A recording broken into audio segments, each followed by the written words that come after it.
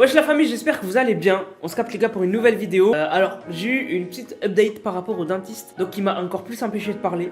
Voilà, il m'a mis des trucs et tout, bon bref. Donc du coup ça fait que si je vous dérange quand je parle etc, c'est pas de ma faute, je fais au mieux, mais je peux pas trop bien articuler, tout simplement.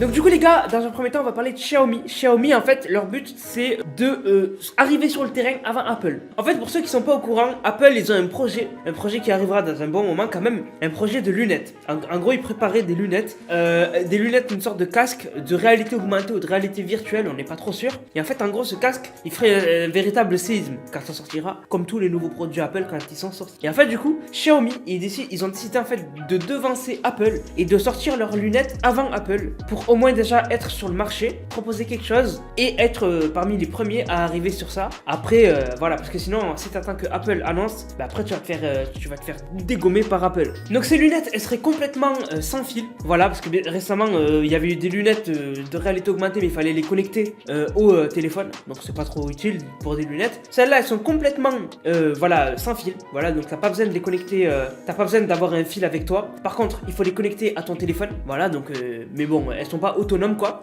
Ensuite, elles font que 126 grammes, donc ça va, elles sont pas si lourdes que ça. Et en fait, ils ont sorti un trailer, etc. Alors pour l'instant, l'utilité, elle est pas ouf. Ça permet juste de contrôler de la domotique, ça va vous permettre de contrôler des appareils électroniques que vous avez chez vous, etc. Donc c'est pas ouf encore pour le moment, mais au moins ils font quand même l'effort de mettre un pied dans le marché. Moi, je trouve ça ouf. Il me tarde vraiment de voir qu'est-ce que ça va donner dans le futur, parce que pour moi, c'est vraiment le futur, les lunettes de réalité augmentée. Donc en fait, tu aurais des lunettes qui en fait te donneraient des informations sur là où t'es. Par exemple, si tu dois aller d'un point A à un point B, ben en fait là actuellement la meilleure solution c'est d'avoir son tel, d'avoir Google Maps. Tu mets l'endroit où tu vas aller et tu regardes ton tel de temps en temps et tu te guides. Sauf que là, avec des lunettes, on aurait juste à marcher, regarder, on aurait une flèche qui nous montrerait le chemin, comme dans des jeux vidéo, et ce serait incroyable. Moi, franchement, je pense que c'est le futur et il me tarde de voir ce que ça va donner vraiment. Et du coup, vraiment curieux de voir. En tout cas, franchement, déjà, juste eux, ce qu'ils ont fait, c'est vraiment incroyable. Vraiment, le rendu, bon, t'as pas l'air con, elles sont encore vraiment grosses, mais pour le moment, c'est le truc le plus simple, enfin le plus avancé que j'ai vu. Alors parlons de Twitch. Récemment je vous ai parlé de Twitch parce que je vous parlais de Aiden Ross. Aiden Ross qui est un streamer de malade mental sur Twitch. Je vous avais dit qu'il a plus de followers que Squeezie ou encore Gotaga. Et en fait Aiden Ross en gros à la base il streamait sur Twitch. Et de temps en temps il streamait sur Kick, la nouvelle plateforme de streaming. Et en fait du coup il faisait en gros un peu la promo de Kick. Et en fait il a signé un gros contrat avec eux pour streamer quand même de temps en temps sur Kick. Il fait des gros streams là-bas. Et en fait du coup récemment je vous avais dit qu'il avait été ban pour rien. Mais en fait il a pas été ban pour rien. En fait je suis tombé sur la réponse de Twitch parce que Twitch ils ont répondu parce que ça a pris des grosses ampleurs. Et en fait en gros Twitch ils ont dit qu'ils l'ont ban parce qu'en fait il a stream. En fait il a stream son chat sur la plateforme Kick. Donc en gros il a stream ce que les gens disaient sur en fait son chat sur Kick et il était en live sur Twitch. Et en fait sur Kick en fait il montrait que en gros on pouvait dire ce qu'on voulait, il n'y avait pas de ban. En fait sur Kick tu peux stream des sites pour adultes, ça t'aura pas de problème. Et en fait du coup il a stream son chat sur Kick et sur son chat sur Kick, il y avait des gens qui disaient des trucs de fou. Il y avait des propos antisémites, etc. Et en fait, du coup, Twitch, ils l'ont ban à cause de ça. En gros, lui, il a essayé de contourner en mode, il a dit, c'est pas sur Twitch qu'on a dit que mon chat a dit des choses antisémites, c'était sur mon chat Kick. Donc, c'était pas sur Twitch. Mais Twitch, ils ont dit, même si c'est pas sur ton chat Twitch, si tu stream un chat dangereux où il y a des propos antisémites, c'est hors de nos règles et du coup, tu te fais ban.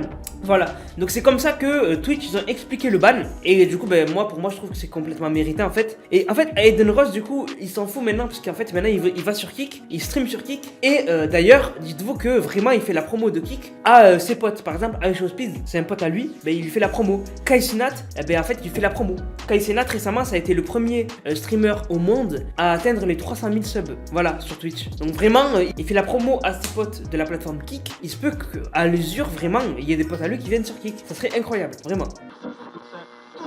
Alors pour finir, on va parler d'une info insolite, mais vraiment insolite. Il y a une fille qui a un cancer, donc un cancer quand même hyper rare. Elle a un sarcome à cellules fusiformes affirmé. Donc en gros, c'est une forme rare de cancer. On voit que, je vous montre une image où en fait on voit qu'elle a une énorme boule là. C'est flippant, vraiment. Et en fait, en gros, cette fille, à cause des chimiothérapies, etc., elle a perdu ses cheveux. Voilà, donc elle a un cancer. Et en fait, elle avait peur par rapport à sa perte de cheveux de ce que les gens allaient en penser. Parce qu'en fait, cette fille-là, elle est sur la plateforme OF. Voilà, le site bleu OF. Voilà. Et du coup, en fait, elle avait peur que ses abonnés le remarquent, qu'elle a un cancer et que du coup, ils se désabonnent de son compte ou quoi. Et finalement, elle a montré qu'elle était chauve et les gens, ils ont bien aimé. Ils ont bien aimé le style de femme chauve. Et du coup, elle a dit, je suis toujours attirante. Et du coup, elle continue et elle s'est développée sur la plateforme OF où elle vend ses photos d'elle. Et elle aurait fait en 2022 80 000 balles dans l'année. Grâce à OF, c'est énorme. Et elle a seulement 21 ans.